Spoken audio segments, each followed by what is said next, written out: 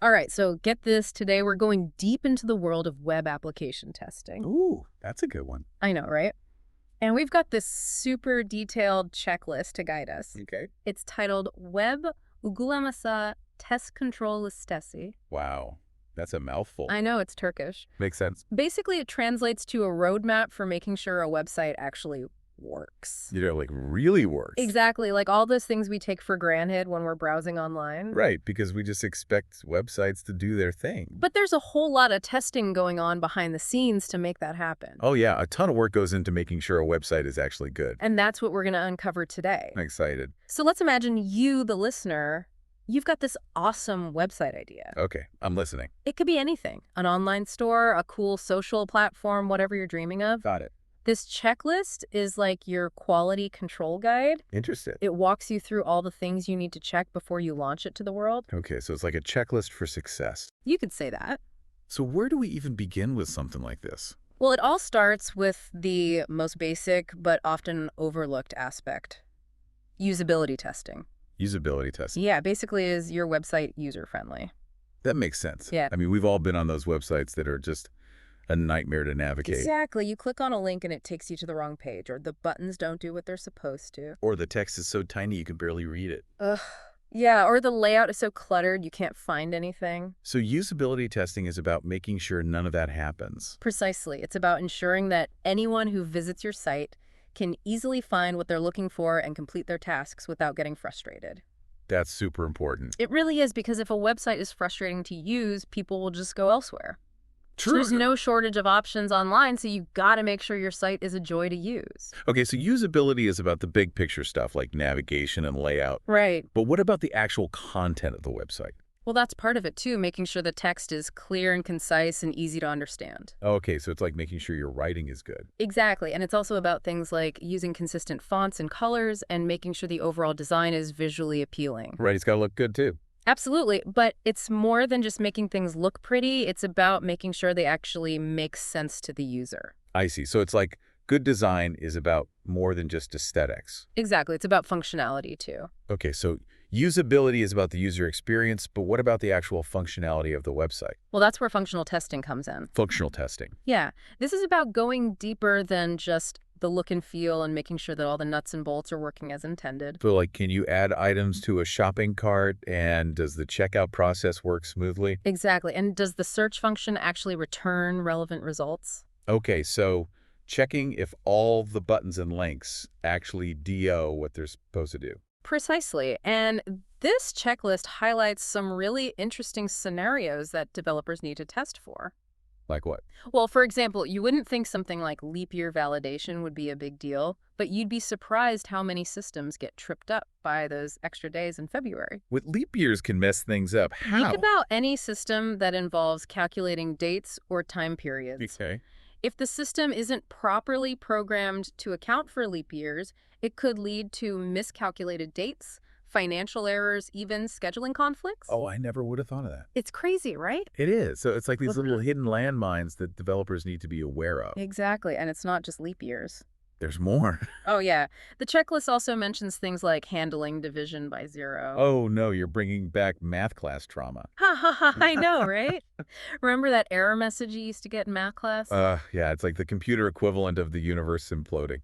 Well, in web development, it's crucial to make sure the system can gracefully handle those types of errors. So, like, it doesn't just crash and burn. Exactly. Otherwise, it could lead to all sorts of problems. Okay, so functional testing is all about preventing those oh no moments for users. You got it. It's about making sure the website behaves predictably, even when faced with unexpected input or edge cases. Makes sense. And speaking of unexpected things, another important aspect of functional testing is checking what happens when you delete cookies. Oh, like when you clear your browsing history. Exactly. I do that all the time. Me too. But I never really thought about how it affects websites. Well, think about it. Cookies store all sorts of information like your login details, preferences, and shopping cart items. Right. If a website isn't properly handling cookie deletion, it could lead to data loss or broken functionality. So if I clear my cookies and suddenly my shopping cart is empty, that's a sign that something's not right with the website's functional testing. Bingo. It's a sign that the developers might have missed a crucial test scenario. Wow, so there's a lot more to functional testing than I realized. There really is. And that's why this checklist is so valuable. It helps ensure that all those little details are taken care of. Okay, so we've got usability, which is making sure it's user-friendly, and functionality, which is making sure it actually works. Right. What's next on our website testing adventure? Well, we need to make sure our website plays well with others. Plays well with others. Yeah, and by others, I mean different browsers, operating systems, and even hardware. That's where compatibility testing comes in. Oh, okay, so it's not just about working on my computer, but on everyone's computer, no matter what they're using. Exactly. You got to think about all the different devices and software out there. Right, because not everyone uses the same stuff. Exactly. So compatibility testing is about making sure your website looks and functions correctly across a wide range of configurations. That sounds like a lot to test for. It is, there are literally thousands of possible combinations. Yikes. Yeah. But there are tools and techniques that can help developers streamline the process. That's good to know. So some key things to consider are different web browsers like Chrome, Firefox, Safari, Edge, Opera. Oh, yeah. I've definitely seen websites that look completely different depending on the browser. Exactly. And it's not just about how the website looks, but also how it functions. Right, because some features might not work in certain browsers. Exactly. So you got to make sure everything is compatible. Okay, what else? Well, you also have to think about different operating systems like Windows, Mac OS, Linux, iOS, Android. Right, because those all have their own quirks. They do. And then there's the hardware itself. Different Right. screen sizes, resolutions, processing power. It's a lot to consider. It sounds like a logistical nightmare. It can be, but that's why compatibility testing is so important. So it's about ensuring a consistent experience for everyone, regardless of their tech setup. Precisely. You want everyone to be able to access and enjoy your website regardless of what device they're using. That makes sense. And this checklist specifically calls out the importance of matching HTML versions with browser versions. HTML versions. Yeah, so HTML is the language that websites are built with, and it's constantly evolving with new versions and features. Oh, okay. So if you're using cutting-edge HTML5 features, you need to make sure they're supported by the browsers your target audience is using. So if I'm using an older browser, I might not be able to see all the fancy features of a modern website. That's right. But compatibility testing helps ensure that even users with older technology can still access the core functionality of your website. That's good to know, because not everyone is running the latest and greatest software. Exactly. And it's not just about functionality, it's also about things like images and fonts. Oh, right, because those could look different too. Exactly. You want to make sure they display correctly across the board so your website doesn't look like a jumbled mess on certain devices. Yeah, that would be bad. So compatibility testing is all about making sure your website looks and works great no matter what. It's amazing how much goes into making a website truly compatible. Hmm. I'm starting to realize that web development is way more complex than I ever imagined. It definitely is. But we're only scratching the surface here, ready to delve into the even more technical realm of what's happening behind the scenes with your data. That's right, we're talking database testing. Database testing. Ugh. That sounds intimidating. I know databases can seem a bit mysterious, but they're actually quite fascinating once you break them down. Okay, I'm willing to give it a try. Think of them as the foundation of your website. They store all the information that makes your site dynamic and interactive. So like user accounts, product information, blog posts, all that stuff is stored in a database. Exactly, and database testing is all about making sure that what you see on the front end of the website matches what's actually stored in the back-end database. So if I fill out a form on a website, database testing ensures that my information is actually being stored correctly and securely. Precisely, and this type of testing requires a good understanding of how databases work. We're talking about things like tables, which store the data and relationships between those tables. Relationships, like how different pieces of information are connected. Exactly. For example, if you have a customer database and an orders database, there needs to be a relationship between them so you can track which customer placed which order. That makes sense. And these relationships are enforced using special keys like primary keys and foreign keys. Okay, those terms sound a bit technical, but I'm starting to get the idea. So database testing is about making sure all this information is organized correctly and the relationships between the data are solid. Exactly. It's like making sure all the pieces of the puzzle fit together perfectly, and the checklist highlights the importance of verifying these relationships as well as testing things like stored procedures. Stored procedures, what are those? Think of them as pre-written sets of instructions that the database can execute. For example, a stored procedure might handle the process of adding a new customer to the database, or updating an order status. So they're testing these stored procedures to make sure they're working correctly and efficiently. Exactly. And they're also testing things like data validity. What happens if you try to enter invalid data into a field like a negative number for a quantity or text in a date field? The database should be able to handle these situations gracefully and prevent errors. Wow. It's making me appreciate the complexity of web development even more. It's like a whole hidden world of data and logic that most users never even see. You got it. And we've only just begun to explore the depths of web application testing. There are still several crucial areas we need to cover, like security testing and performance testing. Okay, now those sound like areas that everyone should care about. So let's dive into those next. Okay, so we've talked about making sure our website is user-friendly, that all the features actually work, and that it looks good on everyone's computer. But what about keeping all that data safe?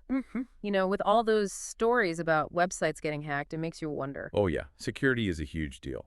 No question about it. You don't want to mess around with that. And that's where security testing comes in. So it's like putting your website through a virtual obstacle course to see if any hackers can get through. That's a good way to put it. They're basically trying to break in to see if they can find any weaknesses. So they're actually trying to hack the website. Well, yeah, but they're the good guys. Ethical hackers, they're called. They use all sorts of techniques to simulate real-world attacks. It sounds kind of scary, like letting a burglar loose in your house just to see if they can find a way in. I guess it's kind of like that. Yeah. But the idea is to find the vulnerabilities before the bad guys do. And what kind of vulnerabilities are we talking about here? Oh, there are tons. Ah, But this checklist mentions some interesting ones, like SQL injection attacks. SQL injection, that sounds pretty technical. What is that exactly? Well, imagine you have a website with a simple search box. Okay. Normally, you type in a keyword, and the site searches its database for matching results. All right. But with SQL injection, a hacker might type in a special code instead of a regular keyword. Okay. And this code can trick the database into revealing sensitive information, like user passwords or credit card numbers. So it's like sneaking in a backdoor command disguised as a normal search query. Yeah. Exactly. It's pretty sneaky. And that's just one example of the many ways hackers can try to exploit vulnerabilities. So security testing is all about finding and fixing those weak points before the bad guys can get their hands on them. Precisely. It's like having a security system for your website. Makes sense. What else do security testers look for? Well, they'll also try things like brute force attacks, which is basically trying to guess passwords by trying every possible combination until they find one that works. Oh, wow. That sounds like it would take forever. It can, especially if the website has strong password rules in place. So that's why it's important to have a strong password. Absolutely. A strong password is your first line of defense against brute force attacks. Make sure it's long and includes a mix of upper and lowercase letters, numbers, and symbols. Yeah, I'm definitely guilty of using easy-to-remember passwords in the past, but I guess that's not such a good idea anymore. Nope, not if you want to keep your data safe. What other sneaky tricks do hackers use? Well, there's also cross-site scripting, which is where a hacker injects malicious code into a website that then gets executed by other users who visit the site. So it's like planting a virus on the website that can then spread to other people's computers. You got it. And the consequences can be pretty serious, from stealing user data to taking control of their accounts. It's nasty stuff. So how do we protect ourselves from these attacks? Well, for starters, making sure your website uses HTTPS is essential. That's the secure version of HTTP, and it encrypts the data that's being transmitted between the website and the user's browser. Oh yeah, I've seen that little padlock icon in the address bar before. That means the website is using HTTPS, right? Exactly. That padlock icon is a good sign. It means your connection is secure and that the data is being encrypted. So even if someone intercepts the data, they won't be able to read it. Exactly. It's like sending a secret message in code that only the sender and receiver can decipher. That makes sense. Are there any other security measures we should be aware of? Oh, tons. But one of the most important is making sure passwords are stored securely instead of storing them in plain text, which is a big no-no. Websites should use a technique called hashing. Hashing, what's that? It's basically a one-way function that transforms the password into a unique string of characters. Even if someone steals the hashed password, they can't easily reverse it to figure out the original password. So it's like scrambling the password beyond recognition. Exactly. It's a much safer way to store passwords. And what about input validation? I've heard that's important too. You're right. Input validation is all about making sure that any data a user enters into the website is properly sanitized and doesn't contain any malicious code. So if I try to type in some weird code into a form on a website, the system should be able to detect it and block it? Exactly. Input validation is a frontline defense against a lot of common attacks, including SQL injection and cross-site scripting. It sounds like security testing is a never-ending battle, like a game of cat and mouse between developers and hackers. It kind of is, but that's why it's so important to stay ahead of the game and make sure your website is as secure as possible. Well, I'm definitely feeling more aware of the importance of security. Now it's scary to think about all the things that could go wrong if you're not careful. It is. But the good news is there are lots of things you can do to protect yourself and your website. Okay, so we've covered usability, functionality, compatibility, and security. What's next on our web application testing checklist? Well, we've made sure the website's secure, but now we need to make sure it can handle the pressure of lots of users all at once. That's where performance testing comes in. Performance testing. So it's not just about the website working, it's about how well it works when things get busy. Exactly. Think about those times you've tried to access a popular website during a big event, like a concert ticket sale or a major news announcement. Oh yeah, I've definitely been there. The website slows to a crawl or just crashes completely. Exactly. And that's what performance testing aims to prevent. It's about making sure your website can handle the load, even when there's a surge in traffic. So they basically bombard the website with virtual users to see how it holds up. You gotta, there are specialized tools that can simulate thousands or even millions of users accessing the website concurrently performing different actions, like browsing, searching, and making purchases. Wow, so it's like a stress test for the website. Precisely. And by analyzing the results of these tests, developers can identify bottlenecks, which are areas where the system slows down or struggles to keep up with the demand. Okay, so let's say they find a bottleneck. What do they do about it? Well, it depends on what's causing the bottleneck. Sometimes it might be a simple code optimization that can improve performance. Other times it might require more significant changes to the website's architecture or infrastructure. So like upgrading the servers or adding more bandwidth. Exactly. Performance testing can help developers make informed decisions about how to scale their website to handle increased traffic and ensure a smooth user experience. So it's not just about making sure the website works, it's about making sure it works smoothly and efficiently, even when it's under heavy load. Precisely. And that's why performance testing is an essential part of the web application testing process. It's about ensuring that your website can handle the demands of your users and deliver a positive experience no matter how many people are trying to access it. Well, it sounds like we've covered a lot of ground today, from usability and functionality to security and performance testing. Yeah. It's amazing how much goes into creating a website that's not only functional and secure, but also performs well under pressure. It definitely is, but we're not done yet. There's still one more crucial area we need to explore, the future of web application testing. Oh, the future now. That sounds exciting. What new challenges are on the horizon? That's a great point. We've covered so much already. But you're right. Things change so fast in tech. Oh yeah, web development is like a constantly moving target. So what's next? What's coming down the pipeline for web application testing? Well, think about how much the web has changed, even just in the last few years. Yeah, it's crazy. We've gone from those like simple static websites to these super complex web apps. It's true. They're almost like running software right in your browser. Exactly. And that trend is only going to continue. Things are going to get even more sophisticated. So what does that mean for testing? Well, it means we need to adapt our testing methods to keep up with the new technologies. Like what?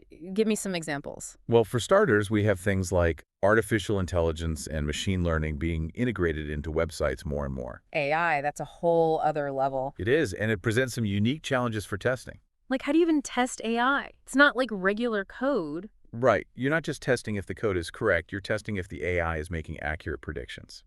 And that it's not biased or doing anything unethical. Exactly. Those are huge considerations. Wow, so ethical testing is a thing now. It is. And it's only going to become more important as AI becomes more prevalent. It's mind-blowing to think about. And then you have things like virtual reality and augmented reality starting to go mainstream. ZR and AR. Yeah, those are getting big. And they raise a whole new set of questions for web application testing, like how do you test a website that's designed to be experienced through a VR headset? I have no idea. That's crazy. It's like we're entering a whole new dimension of web development and testing. It's exciting and a little bit daunting at the same time. It is, but that's what makes it so interesting. There's always something new to learn and new challenges to overcome. So what advice would you give to someone who's interested in getting into web application testing? I would say be curious, Yeah. be adaptable, and never stop learning. The web is constantly evolving, so you need to be willing to evolve with it, So basically, be prepared for anything. pretty much. Well, this has been an incredible deep dive into the world of web application testing. I agree. We've covered a lot of ground. From the basics of usability to the complexities of AI and the future of the web. It's been a wild ride. It really has, and I think we've all learned a lot. I hope so. So for you, the listener, if you're interested in web development or just curious about the technology that powers the websites you use every day, I hope this deep dive has given you a new appreciation for the work that goes into making the web a functional, secure, and enjoyable experience. Me too. And remember, web application testing is an ongoing process. It's not a one-time thing. So it's important to stay informed and keep up with the latest trends and best practices. And who knows, maybe one day you'll be the one developing the next big website or web application. Anything is possible. That's the beauty of the web. It's constantly evolving and there's always something new to discover. So keep exploring, keep learning, and keep pushing the boundaries of what's possible online. And until next time, happy surfing.